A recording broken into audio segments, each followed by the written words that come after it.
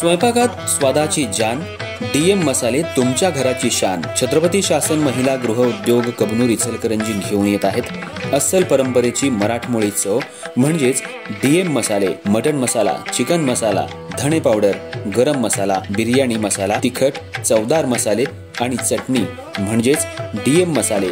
तर आजच आपल्या जेवणाची रंगत वाढवण्यासाठी केमिकल विरहित डीएम मसाले, गृहिणींच्या मनातले मसाले आणि चटणी अवश्य वापरा.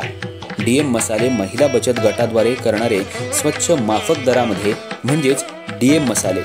संपर्क दिव्याताई मगदूम, मोबाईल 91 30 80 22 55.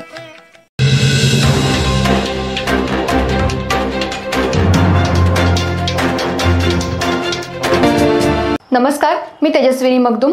एम मराठीमध्ये आपल्या सर्वांचं स्वागत आहे. पाहुयात ठळक घडामोडी.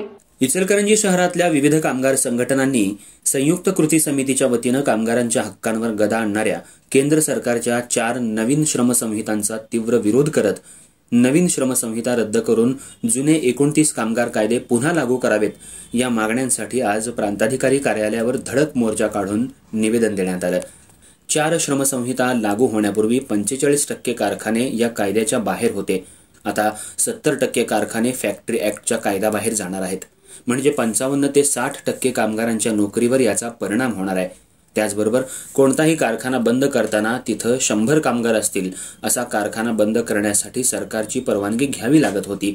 मात्र आता ती मर्यादा या 4 श्रमसंहितांमुळे 300 पर्यंत नेली आहे. याचा अर्थ 299 कामगार ज्या ठिकाणी काम करतात असा कारखाना मालक सरकारच्या परवानगीशिवाय बंद करू शकतो.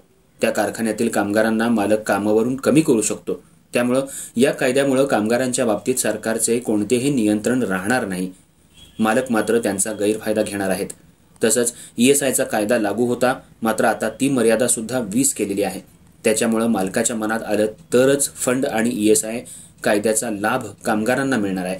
या कायद्यामुळे कामगारांचे हक्क नाकारणं, मालकांचा फायदा करणं हेच केंद्र सरकारचं धोरण असल्याचं संयुक्त कृती समितीचे कॉम्रेड दत्ता माने यांनी परखड मत व्यक्त केलं. दरम्यान कॉम्रेड भरमा कांबळे यांनी नवीन 4 श्रमसंहितेमुळे कामगारांचे मूलभूत अधिकार धोक्यात आले आहेत. सुरक्षित कामाचं वातावरण, निश्चित कामाचे तास, न्याय्य वेतन, सामाजिक सुरक्षा हक्क यावर गदा येते. पूर्वी अस्तित्वात असलेले 29 महत्वाचे कामगार कायदे रद्द करून एकत्रित संहितांमध्ये बदल करण्यात आले आहेत, ज्याचा परिणाम कामगारांवर होणार असल्याचं सांगत तीव्र निषेध व्यक्त करण्यात आला. दरम्यान कामगार नेत्यांनी सरकारवर आरोप करत म्हटलंय की या श्रमसंहितेमुळे उद्योगांना जास्त सवलती मिळाल्या असल्या तरी कामगारांचं संरक्षण कमी झाले. करारावर काम काढून टाकणं, वेतन कपात यामध्ये अधिक मोकळीक देण्यात आल्यामुळे असुरक्षितता वाढेल. त्यामुळे 4ही श्रमसंहिता तात्काळ मागे घेऊन जुने 29 कायदे लागू करावेत अशी मागणी करत प्रांताधिकाऱ्यांना निवेदन देण्यात आलं. यावेळी प्रांताधिकाऱ्यांनी निवेदन स्वीकारून ते शासनापर्यंत पोहोचवण्याचं आश्वासन दिलं. दरम्यान या आंदोलनामुळे कामगारांच्या प्रश्नांबाबत पुन्हा एकदा चर्चा रंगली असून पुढील काळात संघर्ष अधिक तीव्र होण्याची शक्यता संघटनांनी व्यक्त केली आहे.